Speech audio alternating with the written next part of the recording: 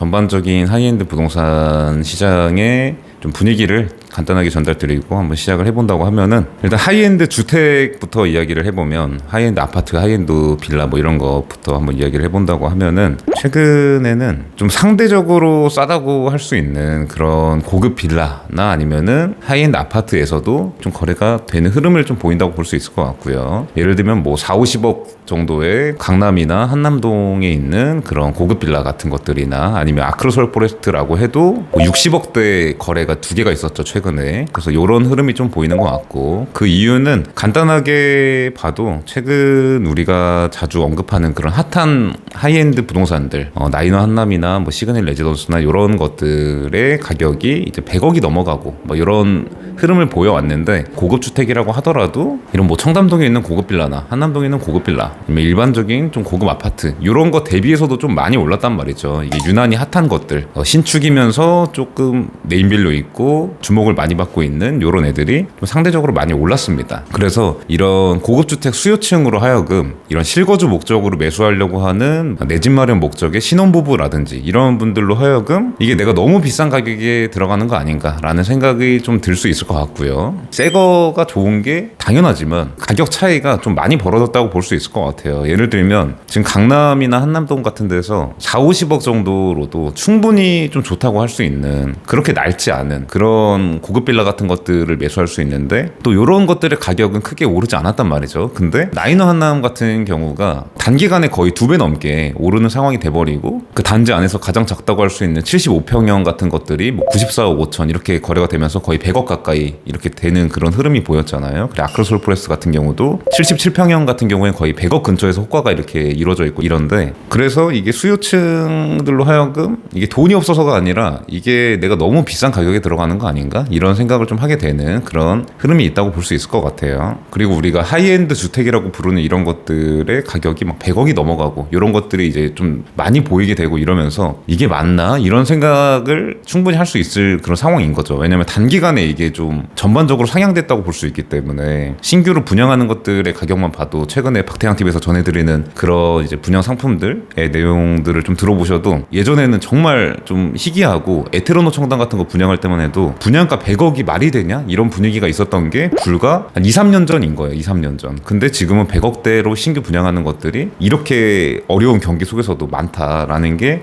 좀 재미있는 상황이라고 볼 수 있고, 근데 이게 맞나? 라는 생각이 수요층들도 들고 그런 생각들이 많이 들 수 있다고 생각이 되는데, 여러 가지 곰곰이 생각해본 결과 이게 맞는 것 같아요. 맞는 것 같은데 너무 벌어다 보니까, 물론 새 거가 좋고 최근에 나온 것들이 상품성이 좋고 그렇지만 이 서울 고급주택 시장 안에서의 일반적인 평균 가격 상승보다 더 많이 이렇게 됐기 때문에 어느 정도 좀 정리가 되고 있는, 좀 키 맞추기 하고 있는 단계라고 보이고, 이런 것들이 조금 정리가 되면은 다시 이 100억대 거래들이 좀 활발하게 될 수 있지 않을까, 그런 생각이 좀 드는 것 같습니다. 물론 최근에 한남도일 110억 거래가 있긴 했었지만, 이제 그런 거래 이후에는 아직까지 이런 100억대 수요층들의 움직임보다는 4, 5, 60억 이런 고급 주택을 매수하려고 하는 심리는 그 전에 비해서 많이 좀 적극적으로 된 것 같고, 요거는 사실 일반적인 강남 아파트랑도 좀 이렇게 붙어있는 가격대다 보니까 전반적인 아파트 가격들이 올라오고 이러면은 그게 메리트가 더 생길 수 있는 그런 구간이라고 볼 수 있는 거죠. 아무튼 그래서 정리를 해보면, 최근 몇 년 사이에 우리가 많이 올랐다고 하는 강남 아파트 같은 것들 대비해서도 이런 뭐 PH129나 나이너 한남이나 아크로솔 포레스트나 뭐 이런 것들의 상승세, 그러니까 신축 하이엔드 주택 중에서도 좀 많이 네임밸류가 있고 많이 노출되어 있는 이런 단지들의 상승세가 정말 무서웠기 때문에 지금은 잠깐 숨고르게 하는 정도의 느낌인 것 같아요. 그래도 사실 최근 같은 상황에서도 안 빠지고 올라가는 것 자체도 정말 이제 대단한 건데, 그 대신에 거래는 조금 숨고르게 하는 느낌인 것 같고, 근데 전반적인 고급 주택 시장에서의 그런 거래량은 확실히 최근에 좀 늘어났다. 그리고 이런 흐름이 앞으로도 조금 이제 좀 이어질 것 같다. 고급 주택 시장의 거래량이 좀 늘어날 것 같다고 이제 보이는 것 같습니다. 이제 계절적인 요인도 그렇고 전반적인 좀 반등세, 이제 그런 영향인 것 같고, 하이엔드 오피스텔 시장의 얘기를 좀 해본다고 하면은, 하이엔드 오피스텔도 최근에 좀 매수 문의가 많아지면서 거래량이 좀 나온다고 볼 수 있는데, 근데 일단은 좀 기존에 분양하고 있던 그런 미분양 물량들이 좀 소진이 되는 흐름이 첫 번째로 보이는 것 같고요. 이게 좀 1차원적으로는 최근에 그 브라이튼 여의도 아파트가 초반에 좀 흥행에 성공하게 되면서 일단 여의도에 있는 하이엔드 오피스텔, 뭐 아크로 여의도 더원 같은 것들이 조금 미분양 물량이 소진되는 게 그 전에는 정말 조금 소진되는 속도가 많이 더뎌졌다고 하면은 최근에 좀 확실히 그 거래량이 늘어난 게 그 영향이 있었다고 보이는 것 같고, 그리고 또 그러다 보니까 또 브라이튼 여의도 자체가 조금 주목이 돼가지고 브라이튼 여의도에 오피스텔이 이제 기존에 공급했던 게 있습니다. 그래서 이제 그런 분양권 매물들이 좀 거래가 되고 있는 상황인데, 이제 그런 금액들을 보다 보면은 또 이런 강남에 있는 10평대 하이엔드 오피스텔들이랑 또 금액대가 좀 겹친다고 볼 수 있어요. 좀 비슷합니다. 물론 지금 브라이튼 여의도 오피스텔은 이제 프리미엄이 많이 붙어 있는 거고, 강남의 하이엔드 오피스텔은 원래 분양가가 10억대인 건데 그냥 액면 가격으로 보면은 비슷한 결이에요. 그러다 보니까 또 강남에 있는 이런 하이엔드 오피스텔로 눈을 돌리는 그런 사람도 있게 됩니다. 그런 수요도 좀 생기게 되는 것 같아요. 비슷한 금액이면은 강남으로 한번 봐보는 게 낫지 않나? 뭐 이런 생각도 들고, 브라이튼 여의도는 입주가 얼마 안 남았다 보니까 최근에 투자자들의 마음은 좀 다 비슷합니다. 지금 시점에 잔금 치르는 거는 다 좀 어려워요. 투자자 입장에서 평시에 비해서 좀 돈이 좀 많이 들어가고 금리도 높기 때문에 대출을 일으키는 거에 대해서 좀 부담이 좀 있죠. 그래서 또 강남에 넘어와서도 좀 입주가 좀 많이 남은 미분양 물량들을 좀 보게 되면서 이제 그런 것들이 좀 소진이 되는 흐름이 있는 것 같고, 그리고 또 전반적으로 이런 하이엔드 오피스텔이라고 하는 상품이 좀 노출이 최근에 좀 많이 된 것 같고 인지도도 많이 좀 올라간 느낌이 드는 것 같아요. 그래서 이런 하이엔드 오피스텔이라는 상품을 한번 봐볼까, 그리고 하이엔드 오피스텔이라는 상품이 메리트가 있구나라는 거가 좀 많이 전달이 된 것 같은데, 보통은 이제 좀 입주가 많이 남은 이제 그런 미분양 물량이나 아니면은 분양권 중에서도 좀 멀리 남은 것들을 먼저 보게 되고, 이런 것들이 좀 소진이 된다. 그리고 또 다른 차원에서는 이제 신규로 분양하는 것들은 사실 기존에 있던 매물들하고는 좀 다른 시장이라고 제가 지난 주간 박탕에서도 말씀드렸는데, 이런 뭐 100억 언저리나 100억 이상 이런 시장에서도 지금같이 경기가 어려운 상황에서도 이런 것도 이게 좀 관심도가 생각보다 있는 상황이다라고 볼 수 있을 것 같고, 그래서 이게 전반적으로 이런 하이엔드 오피스텔이라는 상품군이 좀 노출이 많이 되고 메리트도 좀 많이 알려지고 있는 것 같은데, 또 그렇다 보니까 이어져서 좀 따라오는 변화가 어떤 게 있냐면, 이런 하이엔드 오피스텔이라는 상품 또는 뭐 이런 하이엔드 주거 상품 같은 것들이 이 단지별로 이런 상품성이 많이 다르고 그런 거에 따라서 그 추이도 많이 다르게 가는구나 라는 거를 어느 정도 좀 인지를 하게 된 것 같아요, 소비자 층에서. 그러다 보니까 지금 입주가 얼마 안 남은 이런 하이엔드 오피스텔 분양권을 매수하려고 하는 경우에는 거의 대부분이 이제 지어지고 나서의 상품성을 확인하고 이제 구매하려고 하는 심리가 좀 강한 것 같고, 그러니까 어차피 입주 얼마 안 남은 거 살 거면은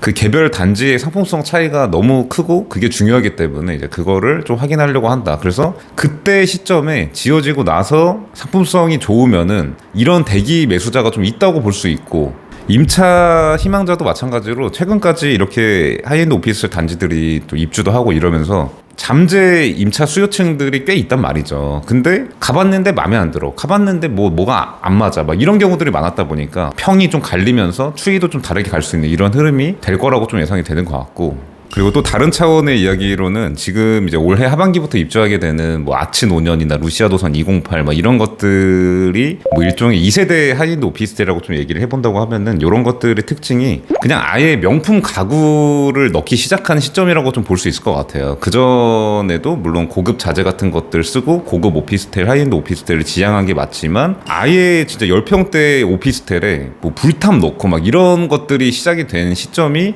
뭐 아츠 노년, 뭐 루시아도산 208 뭐 이런 시점이라고 볼 수 있거든요. 이럴 때부터 분양 가격도 좀 전반적으로 올라가면서, 근데도 수요층 피드백이 좋고 이런 강남 수요층 대상으로 가보니까 고급스럽다, 괜찮다, 뭐 수요 있겠다, 이런 생각들이 이제 들었던 거죠. 그래서 비슷한 이유로 지어지고 나서도 임차 수요층이나 매수 수요층들로 하여금 이제 그런 것들이 어필이 될까 하는 게 좀 포인트라고 볼 수 있고, 그래서 최근 흐름은 이런 하이엔드 오피스텔을 매수하려고 하는 소비자층도 전반적으로 좀 이해도가 조금 높아진 게 느껴진 상황이 있는 것 같아서 그런 것들을 좀 구별하려고 하고, 상품성의 중요성에 대해서 좀 많이 인지를 하고 있는 게 좀 차이가 좀 달라진 것 같다. 요 정도로 하이엔드 오피스텔 시장 분위기 좀 정리해 볼 수 있을 것 같습니다. 그래서 또 하이엔드 부동산 시장을 좀 정리를 해본다 그러면, 전반적으로 좀 거래량이 늘어나고 매수 수요가 생긴 게 맞는데, 그 시장 전반적으로 다 같이 생기는 건 아니고 하이엔드 주택 시장에서도 특정 층, 아예 100억대 시장은 약간 이제 숨고르게 하는 단계인 것 같고, 그 아래 이제 100억 언더에 뭐 싸다고 하긴 애매하지만 100억대보다 상대적으로 싼 여기에서 좀 거래가 나와주면서 여기에 거래가 쌓이게 되면서 이 100억대 거래에 좀 힘을 받을 것 같다는 좀 생각이 드는 것 같고, 하이엔드 오피스텔 시장은 최근에 뭐 브라이튼 여의도 같은 것들이 초반에 흥행해주고 이러면서 그런 영향으로 여의도에 있는 하이엔드 오피스텔 같은 것들이 좀 먼저 영향을 받아가지고 미분양 물량이 좀 소진이 됐고, 근데 또 그런 영향으로 이제 강남에 이런 하이엔드 오피스텔 매수 수요도 좀 생기고 전반적으로 좀 노출도 많이 되고 이래가지고 관심을 많이 갖는데, 여기도 좀 미분양 물량이 좀 소진이 되고 좀 입주가 멀리 남은 분양권 그 전매 매물이 좀 소진이 되고 이런 흐름이었다 지금까지. 근데 어쨌든 전반적으로 이런 하이엔드 오피스텔이라는 카테고리가 좀 알려지게 된 것 같고, 그리고 신규 분양하는 단지들도 정말 비싼데 이런 100억 언저리 뭐 100억 이상 이런 건데도 아직 물론 이제 그 본격적으로 분양을 시작하지도 않았고 결과가 나오지도 않았지만 지금까지의 흐름은 정말 예상 밖으로, 지금 이렇게 경기가 안 좋은데 이런 것들에 관심을 갖고 이런 것만으로도 굉장히 좀 대단한 것 같다라고 보이는 것 같습니다. 그래서 아까 초반에 말씀드린 것처럼 이런 뭐 100억대 하이엔드 부동산 이게 맞나? 막 이런 생각이 드는 게 자연스러운 것 같은데, 사실은 어느 정도 맞다고 생각이 되는 이유가 최근에 우리나라에 좀 부자들이 많아진 것도 사실이고 우리나라가 좀 잘 살게 된 것도 맞는 것 같아요. 그래서 이제는 100억짜리 오피스텔을 세컨 공간으로 쓰는 이런 수요가 많아지고, 이게 한둘이 아니고 좀 많아지고, 그러니까 예전에는 돈이 정말 많으면 뭐 슈퍼카 같은 것들을 사고 그런 것들로 만족을 했다 그러면은 최근 몇 년간 이렇게 전반적인 엄청난 부동산 떡상 이런 것들을 맛보게 되면서 이게 이 젊은 부자들로 하여금 좀 관심이 많아지게 하지 않았나, 그리고 그런 영향이 좀 있지 않나라는 생각이 조금